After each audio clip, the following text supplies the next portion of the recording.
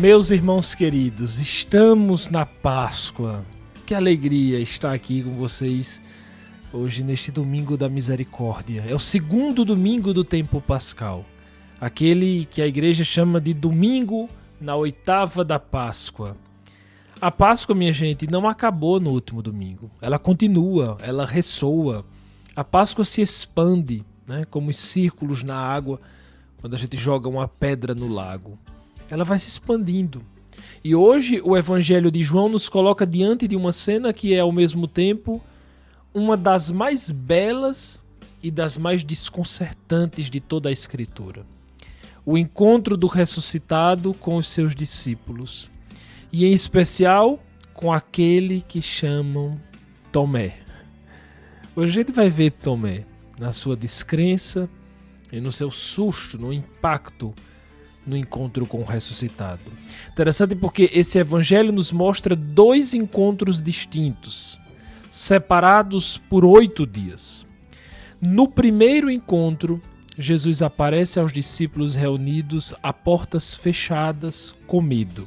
Atenção, com medo. É essa a palavra que abre a cena. As portas estavam fechadas por temor aos judeus. Pense comigo, minha gente. Esses são os mesmos homens que haviam deixado tudo para seguir Jesus. Pescadores, coletores de impostos, homens que tinham visto o paralítico andar, o cego enxergar, o morto Lázaro sair do sepulcro. E agora não, agora eles estão trancados, com medo, escondidos. E isso nos faz pensar que o medo não é o oposto da fé. Às vezes o medo convive com a fé, dentro de nós. Reparem que aqui o texto nos fala de algo muito preciso. Jesus entra mesmo com as portas fechadas. Atenção que esse primeiro encontro, já que o Evangelho fala de 2 hoje, esse primeiro encontro aconteceu exatamente no mesmíssimo dia da Páscoa. Lembrem que ele diz lá, digam aos discípulos que eu vou encontrá-los na Galileia. Então, é no mesmíssimo dia. Ele entra onde os discípulos estavam, mesmo com as portas fechadas. Não bate, não pede licença. Não aguarda que eles superem o medo para então aparecer. Não. Ele entra exatamente no meio do medo deles. E a primeira coisa que diz, a primeira palavra do ressuscitado nesse encontro é: a paz esteja convosco. Paz a vós, como gosta de dizer o Papa Leão. Em aramaico é Shalom Aleik. Ou seja, não é apenas um cumprimento. Shalom, minha gente, no mundo bíblico é muito mais do que a ausência de conflito, a ausência de problemas. Não. Shalom é muito mais, inclusive, do que a paz, né? A Shalom é a plenitude. Shalom é a integridade, é a vida funcionando como Deus quis que funcionasse. Shalom é a... Eu vou ser redundante, vou repetir, né? Mas é a plenitude. Jesus não entra na casa deles apenas para dizer oi. Ele entra para devolver aquilo que o pecado, que o medo, que a morte haviam roubado. Shalom. E algo que chama muita atenção neste evangelho é a figura de Tomé. Ele não estava lá naquele primeiro encontro, naquele domingo de Páscoa, no domingo da ressurreição. Não estava. Por quê? O texto não diz, o texto não esclarece. E esse silêncio é um silêncio eloquente, porque onde é que estava Tomé? Talvez, minha gente, ainda mais perdido do que os outros, ainda mais tomado pelo medo do que os outros. Os outros se perderam juntos, no mesmo cômodo, no mesmo medo coletivo. Tomé se perdeu sozinho. Os outros estavam com medo juntos.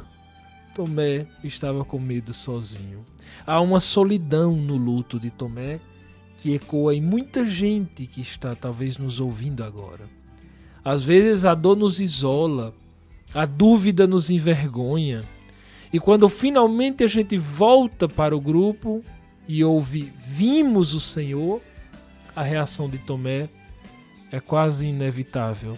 Se eu não vir. Prestem atenção, tentem entrar nesse clima que ele está. É se eu não vi.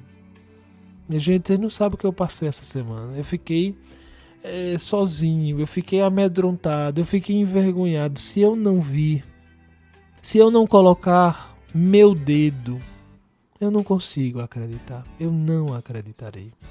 E aqui está um ponto muito interessante que às vezes a tradição cristã pode acabar distorcendo, porque há quem diga que Tomé é um cínico, né? Mas há quem diga também que Tomé é um homem que amou demais e foi ferido demais. Essa é a questão. Vejam só, ele diz, se eu não colocar minha mão em seu lado, aquela ferida no lado, o golpe da lança, Tomé a menciona especificamente, atenção nisso. E aqui não há ceticismo filosófico. É a linguagem de quem perdeu alguém que amava e não consegue acreditar que o amor seja mais forte do que a morte. Quantas vezes na nossa vida também nós nos sentimos assim?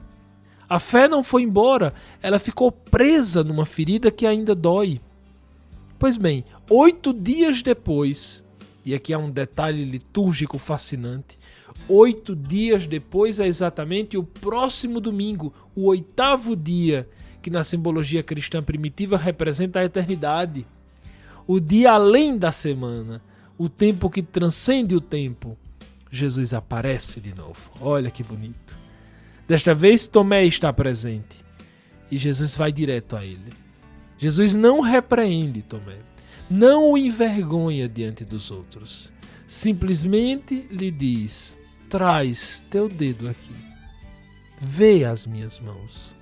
Traz tua mão, Tomé, e coloca em meu lado. Não sejas incrédulo, mas crente. Crê, Tomé. Atenção que o texto não nos diz se Tomé tocou ou não tocou. O texto não diz. O que nos diz é a resposta dele. Ele diz, meu Senhor e meu Deus.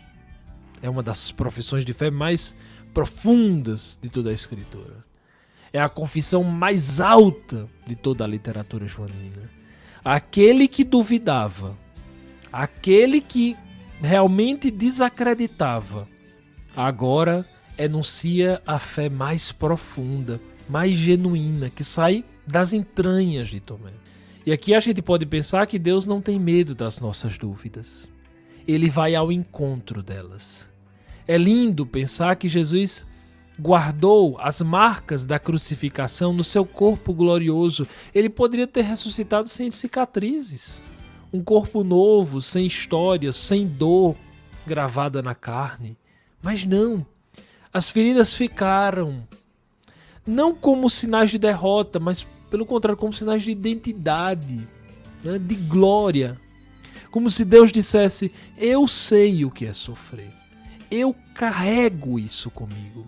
E é exatamente por isso que você pode confiar em mim. Alguém que me escuta, que se acha abandonado diante do sofrimento de algum contexto da vida, saiba, ele com suas chagas diz, eu sei o que é sofrer. Ninguém sofreu como eu sofri. Confie em mim. E é exatamente nesse contexto que João nos apresenta a razão de toda a sua escrita. Ele diz, estes sinais foram escritos para que creiais que Jesus é o Cristo, o Filho de Deus, e para que, crendo, tenhais a vida em seu nome.